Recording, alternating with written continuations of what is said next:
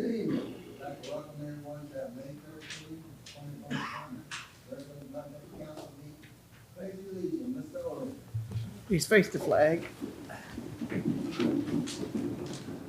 I pledge allegiance to the flag of the United States of America and to the republic for which it stands, one nation, under God, indivisible, with liberty and justice for all.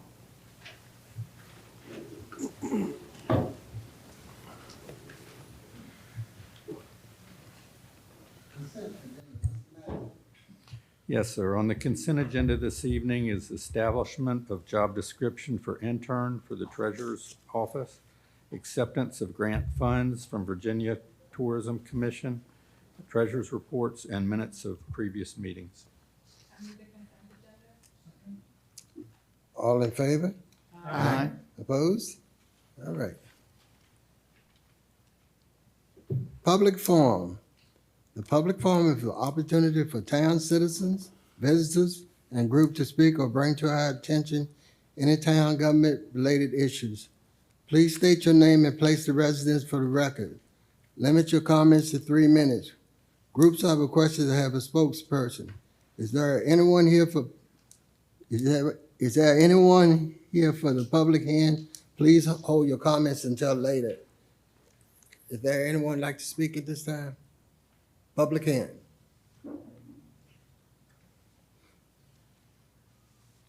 Hello, my name is Bob Sachs. My wife and I live, I think we're in the West Fairfax district in the town. I'd like to find somebody to talk to about historical information about the town and the county's agreement to have a volunteer fire department and the possibility of moving to a paid department. And I bring this up because about 2 months ago, a neighbor of ours had a fire call. And this is not saying great things about the people who serve us. Don't get me wrong, but it was 25 minutes between the time the call was placed and the fire department showed up at the south end of town. And with the buildings that's happening down on Knowles Mill, with the buildings that's going in over behind Sunset, the new proposed buildings that are going to be down where the picnic area is, with the housing that's over off of 15, with Clevenger's Corner, it's only going to get worse. And I'm very, very concerned about the safety of the citizens, obviously ourselves included. So if there's somebody you can point me to that I can talk to about any historical discussions that have gone on between the town and the county, I'd really appreciate it. Yes, sir. Thank you. All right. Anyone else? Public hearing. Public forum. Mr. Public Mayor, forum. I think you have one more. Uh-huh.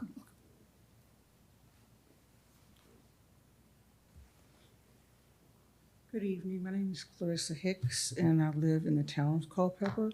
And I have Address, ma'am. 609 Rocky Knoll Arch, Culpeper. All right, thank you. You're welcome. My question is about the Unified Development Ordinance. I went on, is this the right time or not? Yes, you go ahead. Okay. I went online. Wait a minute. No, no, I'm thinking about something. Not right now, ma'am. I'll Okay. let you know when. Because it says public hearing and Not then right it says now. report. Okay. It'll be after the public hearing. After the public hearing. I'll be back. Thanks. All right? Anyone else? All right, thank you. I'm gonna close the public forum at this time. Mr. Yap. Yes, I move that council reappoint Kimberly Trickett to the Architectural Review Board for a 4-year term beginning June the 1st, 2025, and expiring on May the 31st, 2029. And I move that council reappoint Elena Clements to the Culpeper Parking Authority for a new 4-year term beginning June the 1st, 2025, and expiring on May the 31st, 2029. And I move that council reappoint James W. Covers Jr. to the Joint Board of Zoning Appeals for a new 5-year term beginning immediately and expiring May the 6th, 2030. Second. Any discussion? All in favor? Aye. Opposed? All right. All right. Public hearing on proposed unified development ordinance. Andrew.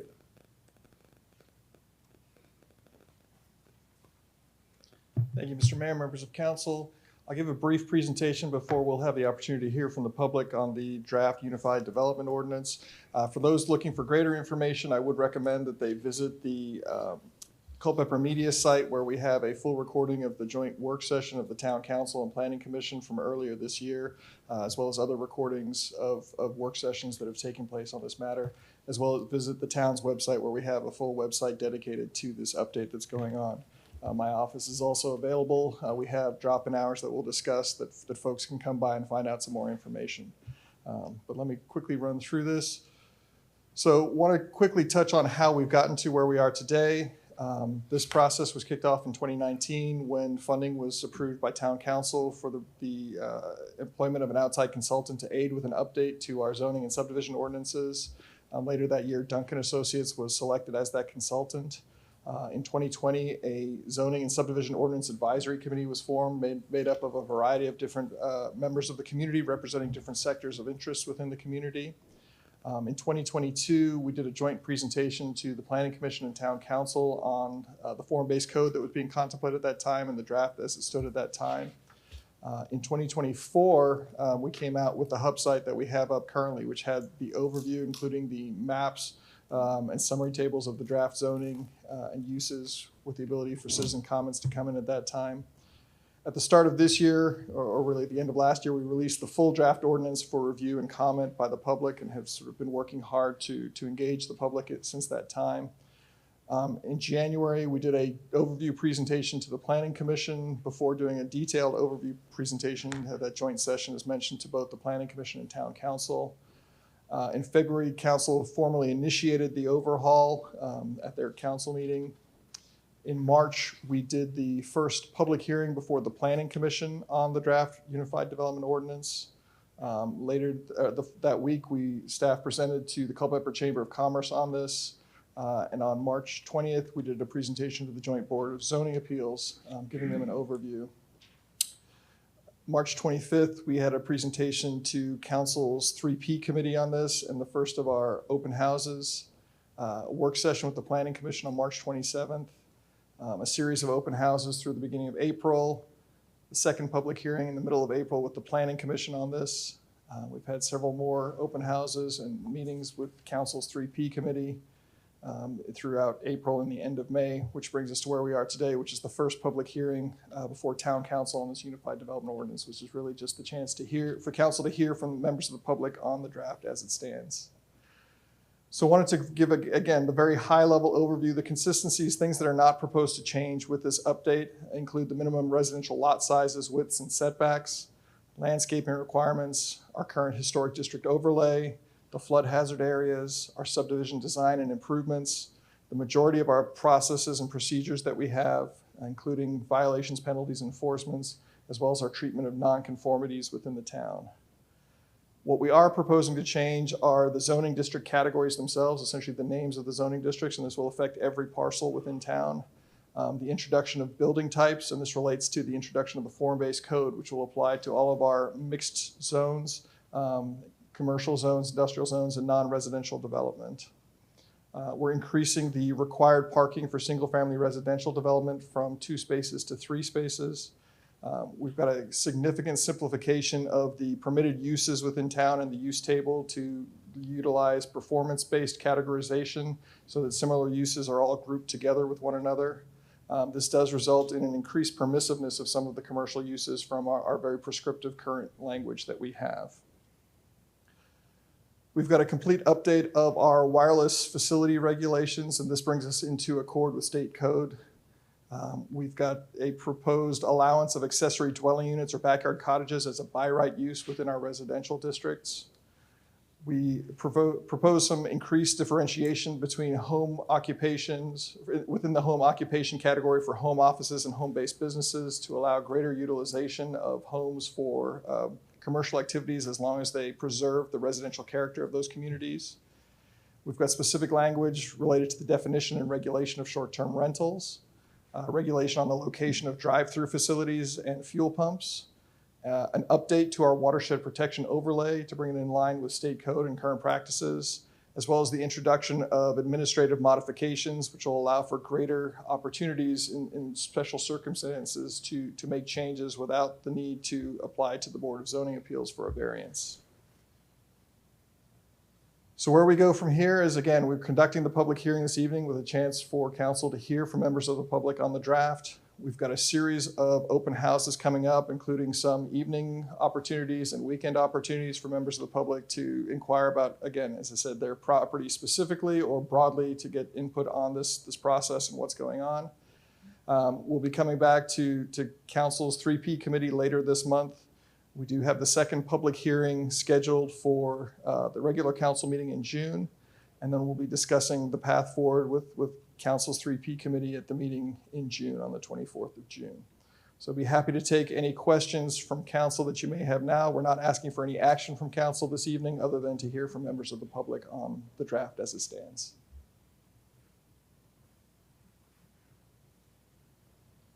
Joe?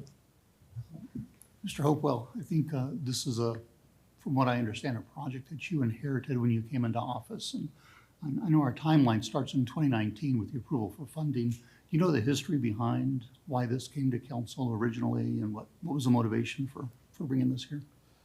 Well, I think one of the primary reasons was we hadn't done a comprehensive examination and update of our zoning and subdivision ordinances since they were originally adopted in 1968. So that led to some difficulties where we were doing piecemeal changes over time, but we hadn't looked at it holistically. So this was an opportunity to look at it holistically, to have one comprehensive ordinance that would guide all development within the town.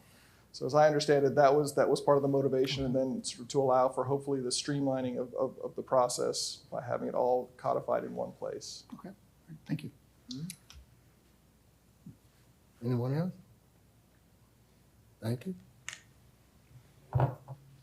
At this time, I'm gonna open the floor for public hearing. Please state your name and place of residence for the record. Limit your comments to 3 minutes.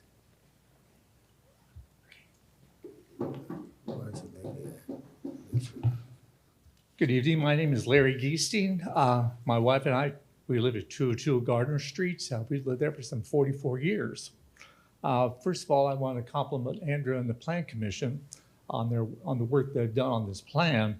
We went to a public hearing back in March to find out more about the zoning changes that they had in it. Some of the things we were very, very concerned about, especially things that would affect our neighborhood and where we live. We were concerned that the zoning changes on properties would affect our home on Gardner Street. We feared that some of the changes would open up much more commercial opportunities, whereas the area has been mostly residential. One of the designations that they had was the NX designation, which permits much more building, much more commerce, kind of a change in the whole structure of the neighborhood. Now, from the time that we went to the zoning meeting in March till now, they've made some significant changes. They've kind of pared that back, but there are still parcels that are considered NX. There's one parcel that is kind of on Sperryville Pike and Gardner Street. It's a 2-story historic home. It abuts Yalmeadow Park and a wetlands. That's the designation for that is NX, which would permit commercialization. I think commercialization next to the town park is something we probably want to steer away from at this time. I know that some other properties, especially from Gardner Street to Virginia Avenue, that's mainly an old historic neighborhood. The homes there are kind of starter homes. They're smaller. They probably go back 60, 80 years at least. I'm sure most of you are familiar with those neighborhoods. And we think that those neighborhoods, along with ours, would be adversely impacted by the change that we have with the zoning that we have with the NX being available over there. So I know that if you go out Virginia Avenue, that area is not impacted. There's no NX designations on Virginia Avenue or the Red Lakes development, those are preserved neighborhoods, and we like to see our neighborhood preserved also. Thank you very much. Thank you. Anyone else?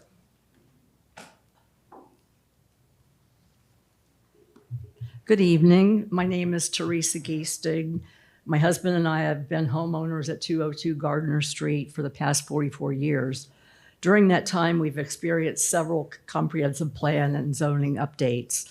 I'd like to thank the Town Planning Department and Planning Commission for the many opportunities afforded to us to educate ourselves on the proposed Unified Development Ordinance. It's a highly technical document with the goal of providing structure for future growth. The town has certainly evolved over the years, now almost reaching complete build-out. It's time to ensure that the future ordinances maintain and enhance Culpeper's charming small-town character. My husband has already expressed some concerns with the proposed NX mix category outlined for the development area between Sperryville Pike and Colonel Jameson Drive. I wish to submit for public comment and serious consideration the following 3 areas of concern to the proposed Unified Development Ordinance. First, I oppose the rezoning of our property and other properties in the area between Blue Ridge and Virginia Avenue circles. According to the current zoning map, these properties are zoned R2, but are proposed to be categorized in the new RX residential mix category and neighborhood mix types.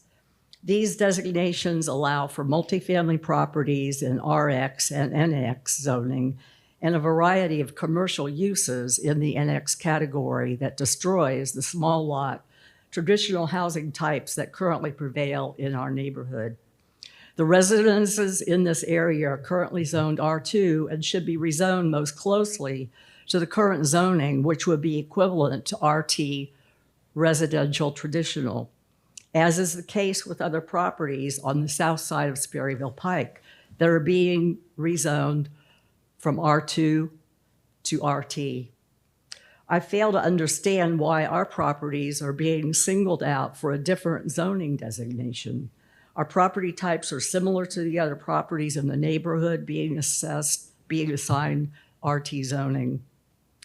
RT fits the current neighborhood on the south side of 522 between Blue Ridge Avenue and Virginia Avenue, which consists of all lots with a mix of single-family detached, single-family semi-attached, and townhouses. The homes in the neighborhood are a mix of charming old 1929 farmhouse-style homes, cottages, small ranch-style homes. Because of the small lot size and modest home size, these are truly the more affordable starter homes that zoning within town limits must preserve.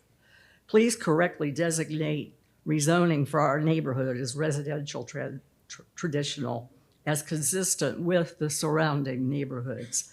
Secondly, I oppose the proposed NX neighborhood mix designation for 5 parcels along Sperryville Pike. Those are 401, 405, 509, 517, and 519 Sperryville Pike.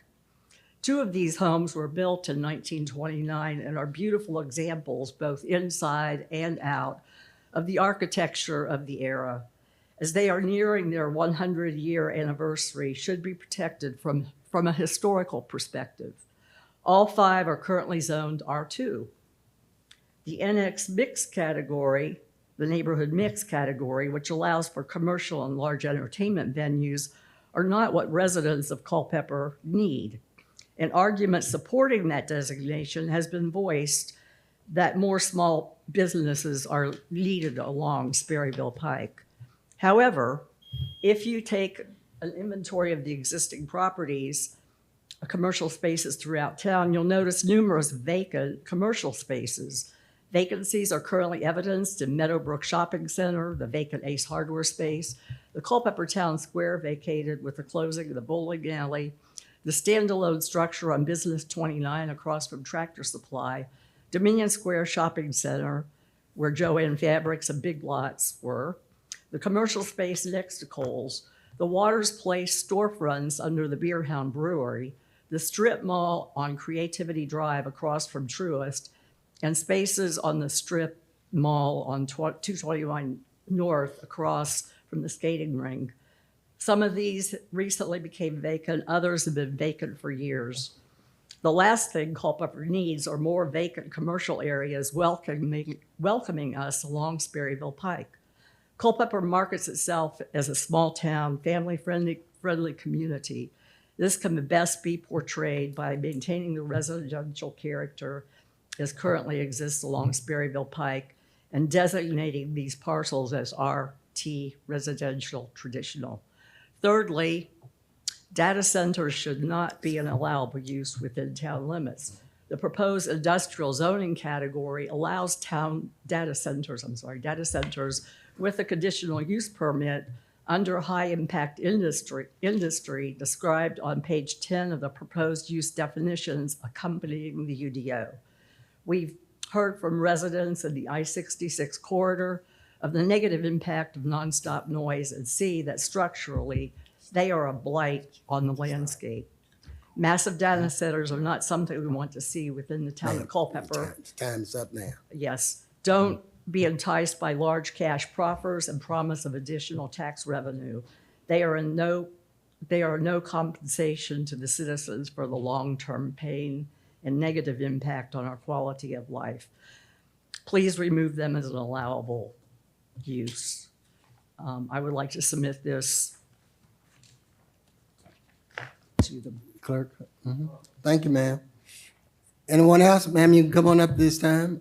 We don't want to leave you out. No, it's late in the back.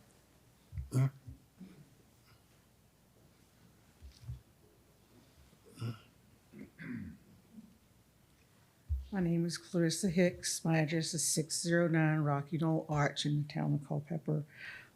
I did view the website and the maps and looked at the comparisons. And one of the things that I noticed was that the light industrial areas were being decreased and compiled with the basic industrial, which would mean it would allow for heavy industrial, and that those light industrial areas were often close to residential areas. And my concern is that increasing the level of industrialization near residential areas is a detriment to the actual residents in those areas. Thank you. Thank you, ma'am. Anyone else?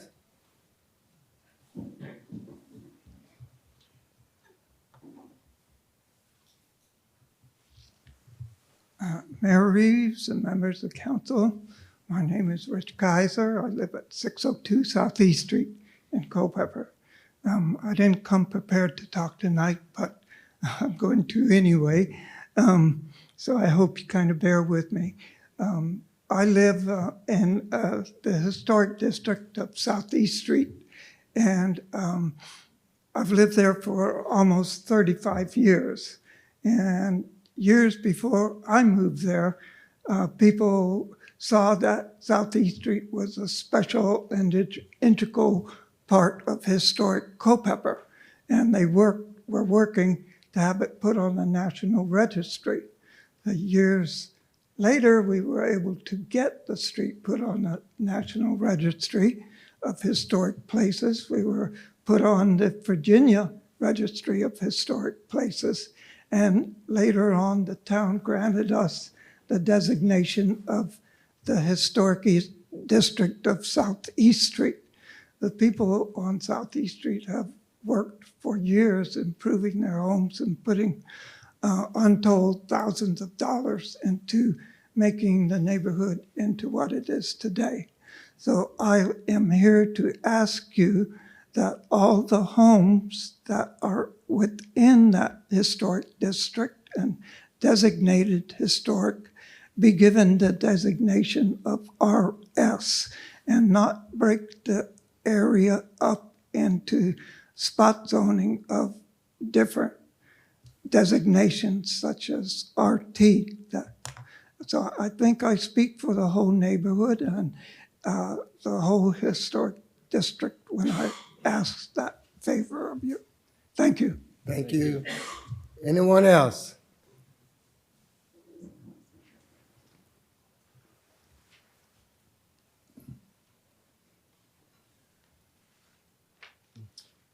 Good evening. My name is Tim O'Weiler.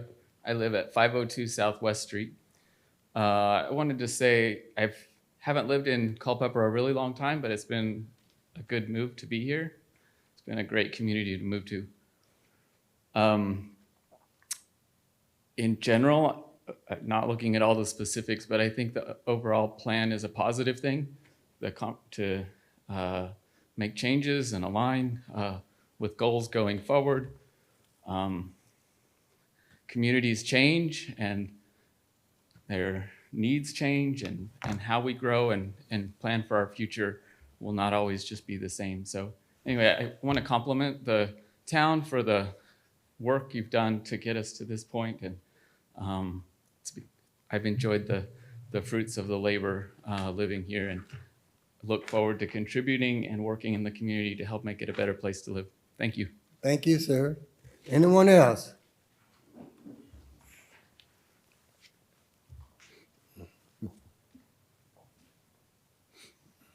Mayor Reeves, members of the council, Mr. Hively, members of the town staff, my name is David DeJarnett. And I'm a partial owner of 2 family properties on Germanna Highway and 1 property on Broad Street. I last addressed the full town council in March prior to the Planning Commission public hearings. Since that time, I've obtained a lot of information about the zoning overhaul project, and tonight I have both good news and bad news. The good news is that many of the initial inconsistencies that were found in the proposed rezoning maps have been reported to town staff, and their request for corrections have been heard, addressed, and changed by the planning and zoning staff and the planning commission. Our family found Planning and Zoning Director Andrew Hopewell to be very responsive to our family's questions via email, and also provided a personal face-to-face meeting in late March, of which 3 of the 6 siblings were able to show up and resolve some of the questions and issues that we had on those properties. We now feel that the 3 properties are correctly zoned under the existing zoning map and the updated proposed zoning map. The bad news falls under a couple of categories and are my opinions alone, not those of my siblings. So just to make that clear. Number 1, town staff and planning commission have likely cured or changed the proposed zoning for 30 to 40 properties since the initial proposals were released to the public. If there was a 1% margin of error in the proposed rezoning maps, that would make it approximately 70 properties with the initial proposed rezonings that could be problem properties. That would mean that you're about halfway to getting those problems cured, but there could still be another 30 to 40 problem parcels that still exist. Number 2, I've attended the Planning Commission public hearings and made a few social media posts concerning this project. Before tonight, I hadn't heard anyone speak in favor of the projects, yet I heard about 20 citizens speak in opposition to it. I'm comfortable that the initial rezoning classifications can be cured, but that the new forms-based zoning rules of the 270-page Unified Development Ordinance represents a movement of urbanism and reflects a type of building management that does not need to exist in the town of Culpeper. My final suggestion is neither good news or bad news, but is simply something that gets overlooked whenever one governmental entity does something that affects another governmental entity. Should the town rezoning project be approved, the effective date of the rezoning must be synchronized with the Culpeper Department of Real Estate Assessment, as the zoning status of a property is one of the largest factors determining property values. We are on a 2-year assessment cycle. It started January 1, 2025, and will go through December 31st, 2026. If the Department of Real Estate Assessment was to obtain the new zoning changes for all town properties, they could then properly reflect the new assessed value of all of the properties, beginning with the next 2-year reassessment cycle beginning January 1st, 2027. With that, I thank y'all for all your efforts. Thank you. Anyone else?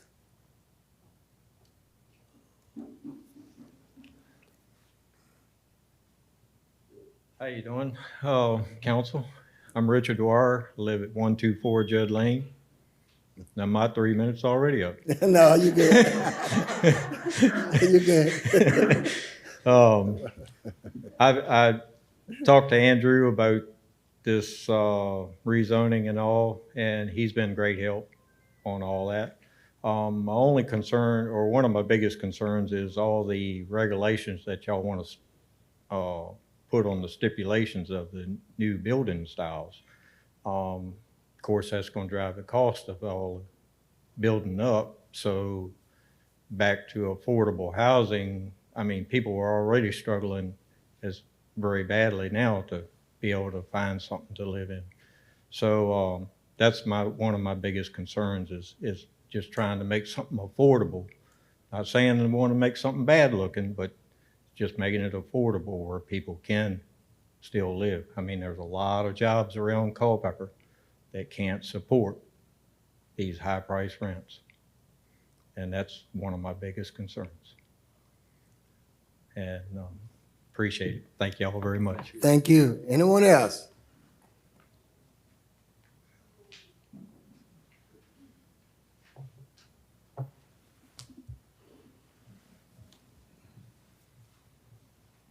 Good evening, council. My name is Tom Grady, and I also grew up here in Culpeper on Gardner Street, lifelong resident. And keep it short and sweet. This is a broad thing. I have just barely started to study, talked with Andrew a little bit about it. But all I'll say is concerning my property in town, anything is an improvement. Okay? And there's a lot more things I could say. You guys know. So anything's an improvement over the way it is now. Thank you. Thank you. Anyone else? No one else? I'll close the public hearing at this time. All right. Unconfined owners for Condu franchise agreement, second reading, had.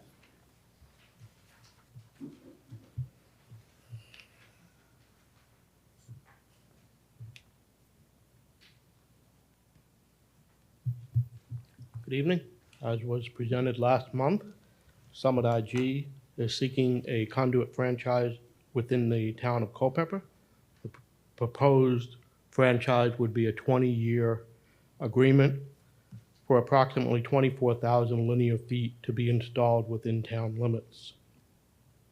In accordance with state code, this franchise was advertised, bids were received, and a public hearing was held at last month's council meeting. If fully implemented, the agreement would provide for annual revenues based on total linear footage of installed conduit, and at full build-out, if they choose to build out the full amount of proposed plans submitted, annual revenues under the agreement could be as much as $36,000. The recommendation is that council holds the second reading tonight and adopts uncodified ordinance O-2025-003, granting a telecommunication conduit facilities construction agreement franchise to Summit IG LLC to permit use of town right-of-way for underground conduit within the corporate limits for a period of 20 years. Further, that council authorizes the mayor and town clerk to execute the document. Second. Any discussion? Roll call, Madam Clerk. Councilmember Dyke. Aye. Councilmember Olinger. Aye. Mayor Reeves. Aye. Councilmember Ramikis. Aye. Councilmember Russell. Aye. Councilmember Schmidt. Aye. Councilmember Short. Aye. And Vice Mayor Yao. Aye. The motion carries. All right. 9.04A, resolution imposing and levy taxes for F-26. Mr. Manager, the floor is yours for the rest of these votes. Yes, sir. This resolution, in summary, the current tax rate of the town is 6.6 cents per hundred. Based on the reassessment, the equalization rate is 6.16 per hundred. This budget is proposed based on an equalized tax rate of 6.1 cents per hundred, so no tax increase. And the next reassessment is in FY28. The recommendation is that council adopt resolution number R 2025-005, imposing and levying taxes for FY 2026, and authorize the mayor and town clerk to execute the documents. So moved. Second. Any discussion? Roll call, Madam Clerk. Councilmember Olinger. Aye. Mayor Reeves. Aye. Councilmember Ramikis. Aye. Councilmember Russell. Aye. Councilmember Schmidt. Aye. Councilmember Short. Aye. Vice Mayor Yao. Aye. Councilmember Dyke. Aye. The motion carries. This next item is 9.04B, resolution setting FY26 electric rates. In summary, it includes a 2% rate increase, which will result in a $2.73 per month rate increase for a typical 1,000 kilowatt hour residential customer. It also includes a residential meter charge, to increase from $200 to $210, and all other class meter charge to increase from $675 to $875. Also, there's a residential net metering credit for solar will be changed from $0.09255 per kilowatt hour to $0.07427 per kilowatt hour based on the annual review of the prior year's actual power usage costs. The recommendation is that council adopt resolution number R 2025-006, setting the electric rates effective July 1, 2025, and authorize the mayor and town clerk to execute the documents. Motion to approve. Any discussion? Roll call, Madam Clerk. Mayor Reeves. Aye. Councilmember Ramikis. Aye. Councilmember Russell. No. Councilmember Schmidt. Aye. Councilmember Short. Aye. Vice Mayor Yao. Councilmember Dyke. Councilmember Olinger. Aye. The motion carries. Next item is 9.04C, resolution setting the FY26 water and sewer rates, resolution setting water meter service fees, and resolution setting tap privilege assessment fee. In summary, this resolution is recommending a 3% rate increase for both water and wastewater, which will result in $1.09 per month increase for a typical 5,000 gallon per month water customer, as well as a $1.29 per month increase for a typical 5,000 gallon per month wastewater customer. The recommendation is that council adopt resolution number R 2025-007, setting the FY26 water and sewer rates, resolution number R 2025-008, setting the water meter service fees, and resolution number R 2025-009, setting the water and sewer tap privilege assessment fees, and authorizing the mayor and town clerk to execute the documents. Second. Any discussion? Roll call, Madam Clerk. Councilmember Ramikis. Aye. Councilmember Russell. No. Councilmember Schmidt. Aye. Councilmember Short. Aye. Vice Mayor Yao. Aye. Councilmember Dyke. Aye. Councilmember Olinger. Aye. Mayor Reeves. Aye. The motion carries. Next item is 9.04D, FY26 fine and fee schedule, and it includes various changes as highlighted in the proposed fine and fee schedule. The recommendation is that council approve the schedule of fines and fees effective July 1st, 2025, and authorize the town clerk to execute this document. So moved.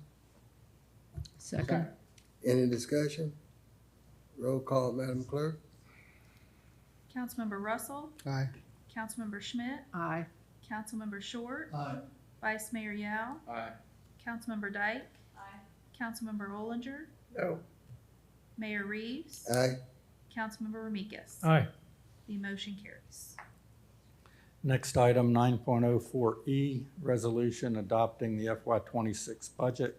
The recommendation is that council adopt resolution number R 2025-10, adopting the FY 2026 budget totaling $61,901,560, and authorize the mayor and town clerk to execute the document. So moved. Any discussion? Roll call, Madam Clerk. Councilmember Schmidt, Aye. Councilmember Short, Aye. Vice Mayor Yao, Aye. Councilmember Dyke, Councilmember Ollinger, Aye. Mayor Reeves, Aye. Councilmember Ramikis, Aye. Councilmember Russell. Aye. The motion carries. Next item is 9.04F, resolution approving the FY26 employee classification plan and salary rate wage scale. Recommendation is that council adopt resolution number R 2025-11, approving the FY 2026 employee classification plan, and authorize the mayor and town clerk to execute the documents. So moved. Second. Any discussion? Roll call, Madam Clerk. Councilmember Short, Aye. Vice Mayor Yao, Aye. Councilmember Dyke, Councilmember Ollinger, Mayor Reeves, Aye. Councilmember Ramikis, Aye. Councilmember Russell, Aye. Councilmember Schmidt. Aye. The motion carries. Next item is 9.04G, resolution appropriating the FY26 budget. The recommendation is that council adopt resolution number R 2025-12, appropriating the FY 2026 budget totaling $61,901,560, and authorize the mayor and town clerk to execute the document. So moved. Any discussion? Roll call, Madam Clerk. Vice Mayor Yao, Aye. Councilmember Dyke, Councilmember Ollinger, Aye. Mayor Reeves, Aye. Councilmember Ramikis, Aye. Councilmember Russell, Aye. Councilmember Schmidt, Aye. Councilmember Short. Aye. The motion carries. Next item is 9.04H, resolution for parking authority appropriations. The recommendation is that council adopt resolution number R 2025-13 for FY 2026 Culpeper Parking Authority appropriations totaling $74,150, and authorizing the mayor and town clerk to execute the document. So moved. Second. Any discussion? Roll call, Madam Clerk. Councilmember Dyke, Councilmember Ollinger, Aye. Mayor Reeves, Aye. Councilmember Ramikis, Aye. Councilmember Russell, Aye. Councilmember Schmidt, Aye. Councilmember Short, Aye. Vice Mayor Yao. Aye. The motion carries. Next item, 904I, approval of transfer to strategic reserves. With a transfer of $776,000, the Budget Stabilization Fund will have a balance of $4,906,000 and will be fully funded. The remaining general fund unassigned fund balance of $15,025,696 will represent a 30% optimal reserve level as outlined in the town reserve policy of $7,568,952, $4,443,000 in the debt repayment fund for the future pay down of the remaining general fund debt principal, and the remaining $3,022,744 proposed reserves to support the FY26 and future budgets. The recommendation is that council approve the strategic reserve transfer of $776,000 to the Budget Stabilization Fund. Second. Any discussion? Roll call, Madam Clerk. Councilmember Ollinger, Aye. Mayor Reeves, Aye. Councilmember Ramikis, Aye. Councilmember Russell, Aye. Councilmember Schmidt, Aye. Councilmember Short, Aye. Vice Mayor Yao, Aye. Councilmember Dyke. The motion carries. 9.05, Town and County Interaction Committee. Is it any discussion tonight of anything that you would like to add? I think it's a pretty full agenda already for next week, Full or this agenda. week, right? Everybody's good? Yeah. All right, thank you. Town Manager's Monthly Report. Council received reports. Any questions or comments? No? Anyone from council has anything else? I have one thing. This is National Police Week. I'd like to congratulate all the police officers we have for an excellent job y'all have been doing. Keep up the good work and be safe. Anything else? We all adjourn.